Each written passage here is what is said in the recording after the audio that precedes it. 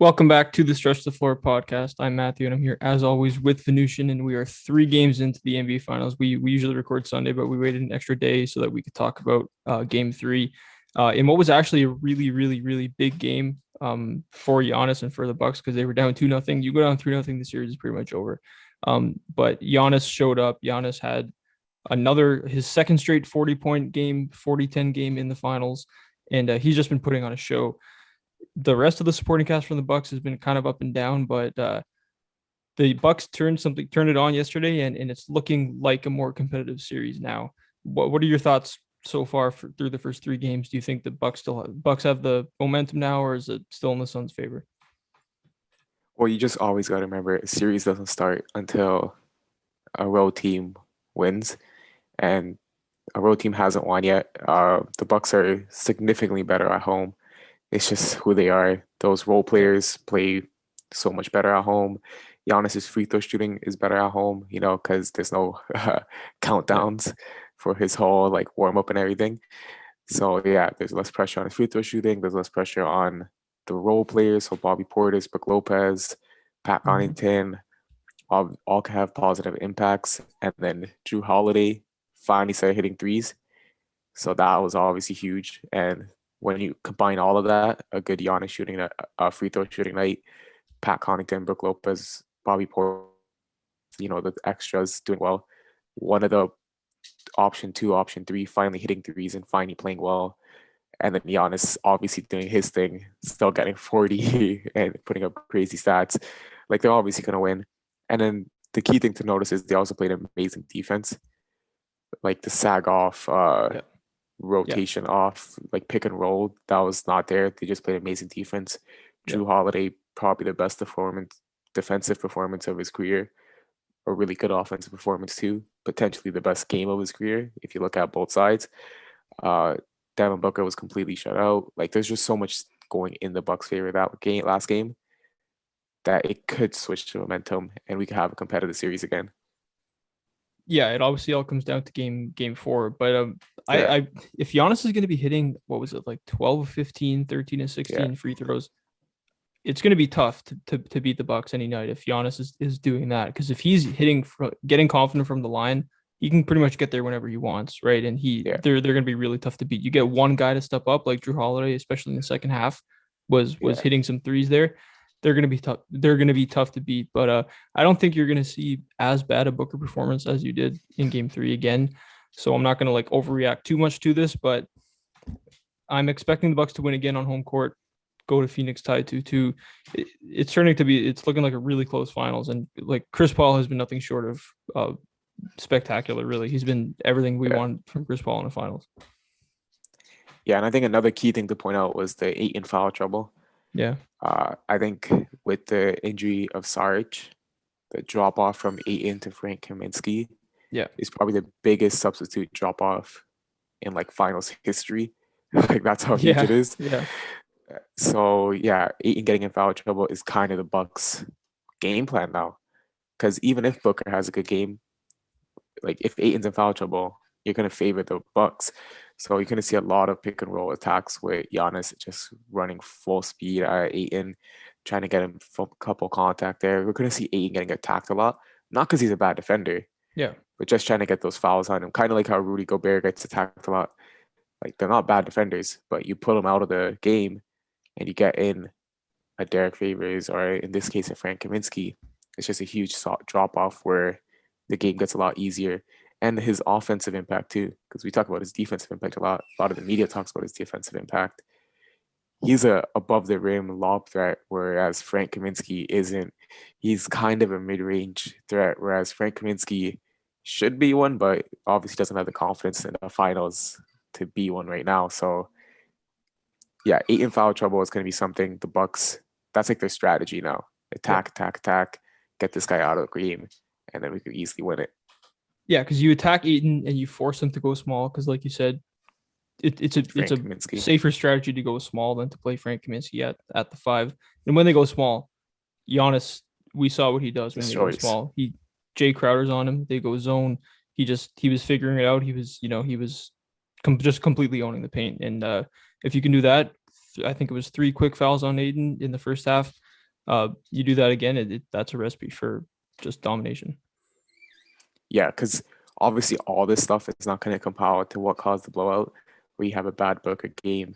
We have all the Bucks role players playing good, and you have a Ayton foul trouble game.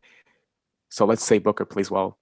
Like you could still win as long as your guys are Yeah, playing well and Ayton's in foul trouble. So yeah, just do what you're doing. I think they have found. No, I don't want to call it a recipe to beat the Suns because it's only one game, yeah, but there is a lot of learning kind of like opportunities where they're finally because it's been 3 games. It's got closer for the Bucks mm-hmm. from a dominant Suns win to a close Suns loss. I mean Suns win, Bucks loss, and then a dominant Bucks win. So they've been learning throughout this first 3 games. I hope Coach Bud makes these adjustments, knows the drive.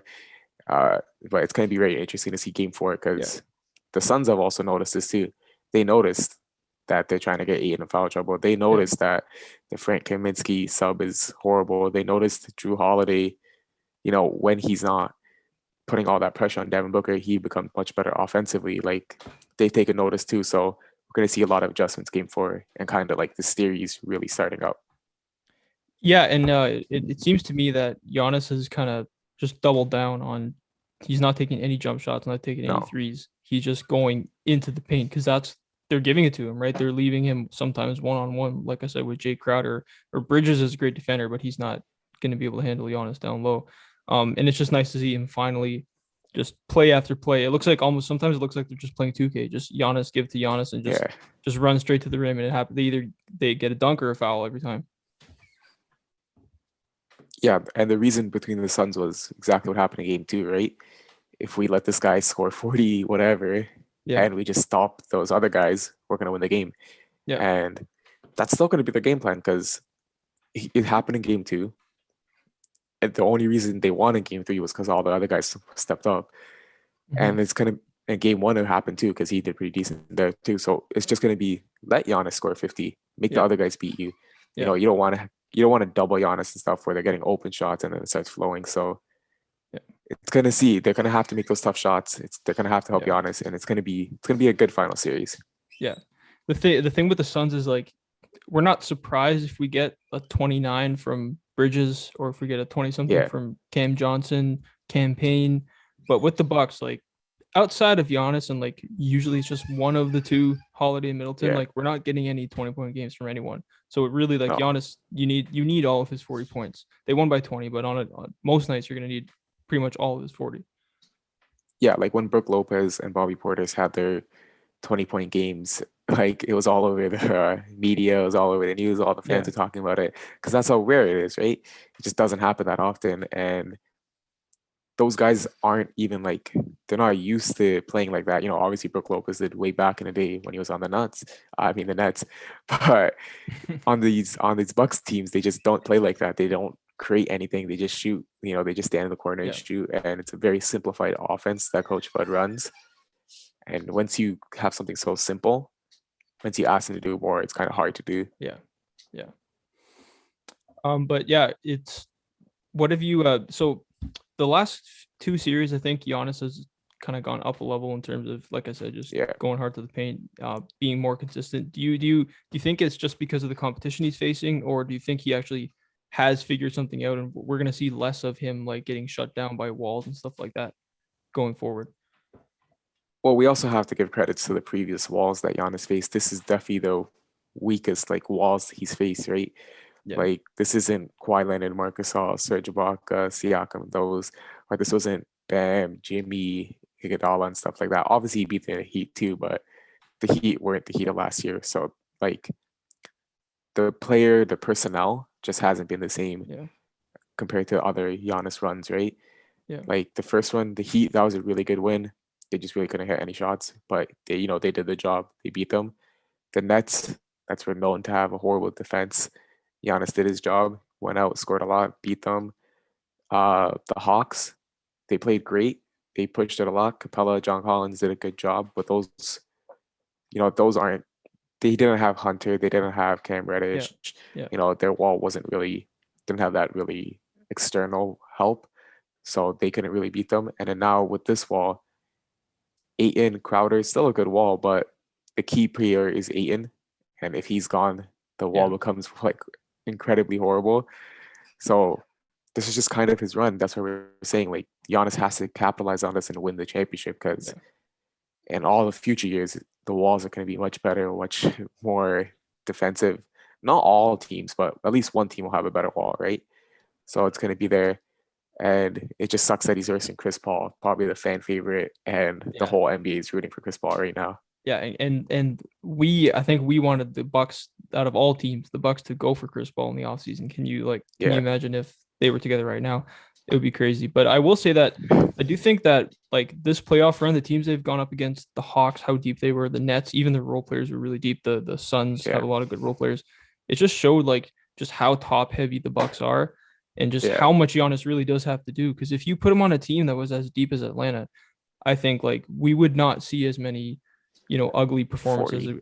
as we would. He might not drop 40 as much, but like Yeah, other players would be able to step up and they wouldn't have these losses where it looks like it falls squarely on him and his lack of a jumper and free throw shooting.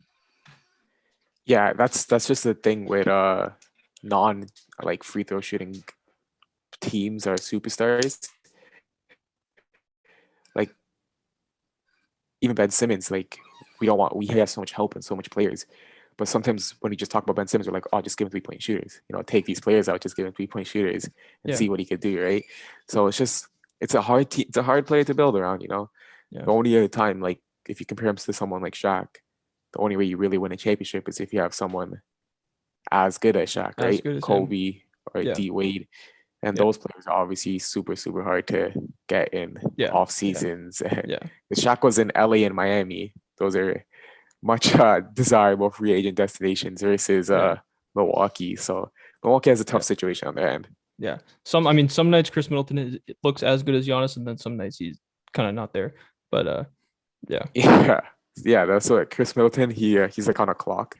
It's either he's prime Michael Jordan Yeah. or he's the worst player in the NBA, and then he just rotates between that.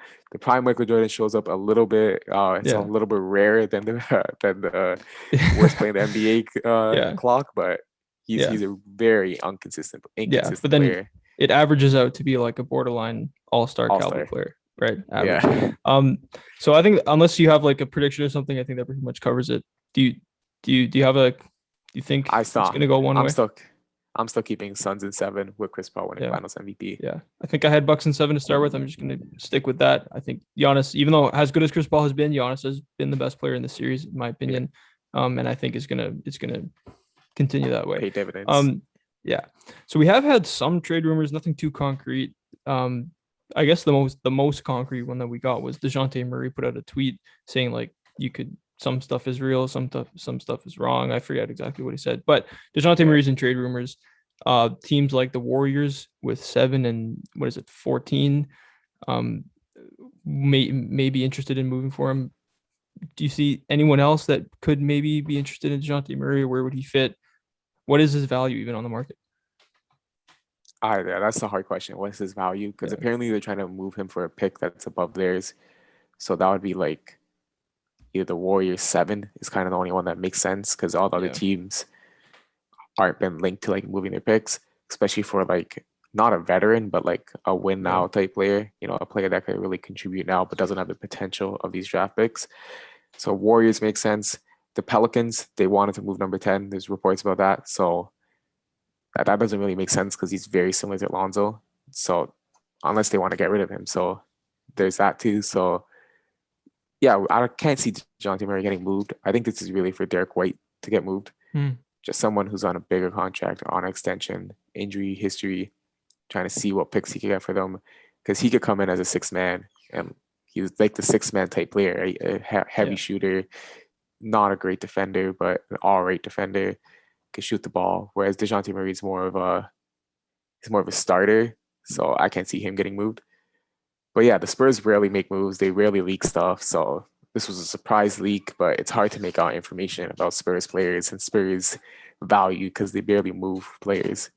Yeah, I really don't know what to think. It does make sense that they're probably wanting to compile some draft picks because Yeah, DeRozan's probably rebuilding. not back. Yeah, they're rebuilding, right? It's time to admit it. But yeah, it's gonna be Yeah, hard to find a trade partner. the Warriors probably are the most likely or the most one that makes the most sense, but I think they could get some better deals with the package that they can offer. Like 7, 14, and Wiseman are some of the best. That's probably the best total package any team in the league can put together, right? Yeah, And they've actually been linked just today to Damian Lillard.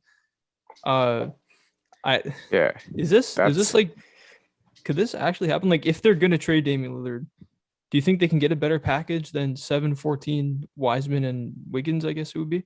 and like future picks too. They could add future Yeah, picks as well to sweeten the yeah. pot. So it is a lot that they could give. But the Warriors themselves are having internal dialogue because I don't know if Mm, they believe that that team would win a championship because it would be Steph, Dame, Clay, Draymond Green, Kevin Looney, and then a bunch of minimums. yeah, Like that's a great five, but super undersized. yeah, Especially when they move to small ball with Draymond coming in, like it's going to be even more undersized. yeah, You don't have the like Andre Iguodala off the bench anymore, so it's going to be interesting. I hope they do it because Dame's from Oakland. That would be the best shooting trio of all time. They already have the best shooting duo of hmm, all time, and yeah, Steph and Clay. Add Dame Lillard to that, you have the best shooting trio of all time. He's from Oakland. It'll be a good story. Yeah, I would like to see it happen, but I yeah, just can't see any of these Dame rumors being true. I'm like 99% sure he's gonna play in a Trailblazers jersey for the next year and the next 2 years. I think yeah, I think it's more people, podcast people, and media people talking about it because it's fun to talk about. yeah. I would put my money on him not getting moved anytime soon. But Yeah, some people would say that like it wouldn't be a good fit because they play like such similar games. But we yeah, see like prime Warriors, Steph was like running off the ball like almost more than yeah. he was on the ball, right? So if with Steve Kerr, if they could figure something out where maybe Dame was more primarily on the ball and Steph was just running around and you had to like coming off screens and stuff, that'd be probably one of the most fun teams to watch of Oh, all time. yeah. I think offensively, no one's doubting that. I think defensively is what they're doubting because Yeah, Dame would have to guard a shooting guard. Clay would have to guard small forwards coming off an injury. uh, that yeah, would be tough. Shooting guards, the yeah. forwards are like the face of the NBA right now. And it's Draymond Green guarding Jokic in a playoff series probably wouldn't be gonna be tough. Yeah, it's very gonna be fun. tough. Yeah, These guys have aged, and it's something that you don't want to admit. But their first championship was in 2015, 6 years ago. yeah, Draymond Green's not the same player. Klay Thompson's not the same player. Steph Curry might be the same player, like he's that good, but yeah, those other guys, the injuries, age take a toll on them, and they're having internal discussions, obviously with Steph, Draymond, and Clay as well, to see if this is the right move, getting Dame Lillard, or waiting, maybe trading yeah, less pieces and getting someone like a Christian Wood, who yeah, actually has that size and more of a team fit.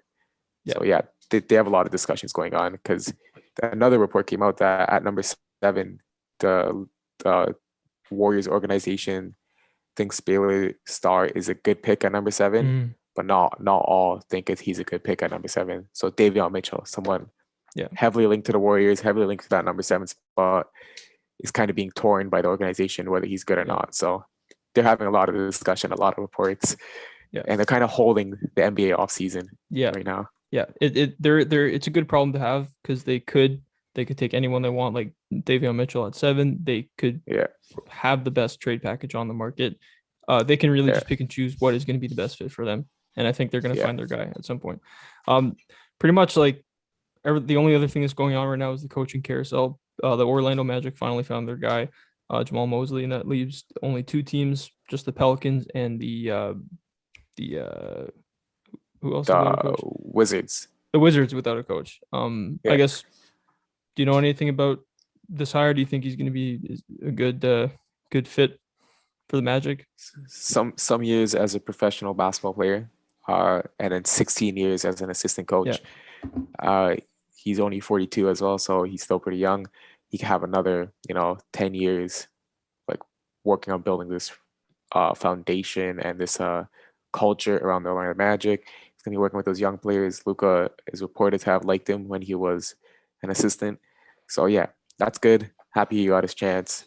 The Wizards look like they're gonna hire Wes Unseld Jr. That's the guy that's kind of getting a lot of traction there. And the Pelicans have kind of kept their coaching thing on like wraps, so we don't know a lot about that. But yeah, Mhm. man, coaching carousel is coming to an end, and that's kind of expected because in draft day you Yeah. really want to have your coach. Yeah, you would think. And has every coach hired this offseason been a former player? It feels like it has. I'm not sure if the Boston Celtics coach was a former player, I'm not sure. but other than him, like the Chauncey Billups, Jason Kidd, Yeah, obviously, yeah, this Jamal Mosley, he has also some NBA experience. So yeah. yeah, man, that seems like the new move. An Yeah, NBA player that comes, tries to be an assistant for a couple years, gets a lot of assistant coaching experience, then they move on to the head coaching role. yeah. It looks like the new trend. The coaching hires are getting younger and younger and younger. And Yeah, they're almost all former players, and that just seems to be like the best recipe right now to just create that culture, especially on like a younger developing team like the Magic. yeah, yeah, because they can obviously relate to experiences as an NBA player on and off the court that the media and other members can't relate to. So it seems like a good movement. Yeah. That pretty much covers it for all that happened this Uh, week. Wait, there's a report that just came out from the Smart okay. List podcast that says LeBron wants to retire as a Laker. Quoted from him, I truly hope that I can finish my career with the Lakers, however many years that is. So, Okay. and we might see LeBron James being retired. His contract only has 2 years left Yep. on it. So I hope he signs a new one and is here for a little bit longer. But man, it kind of sucks hearing LeBron James talk about retirement and everything. It's finally coming to Yeah, an end. this is the first time I think he's even said that word. I mean, he has talked about Yeah, wanting to play until his son Bronny LeBron James Jr.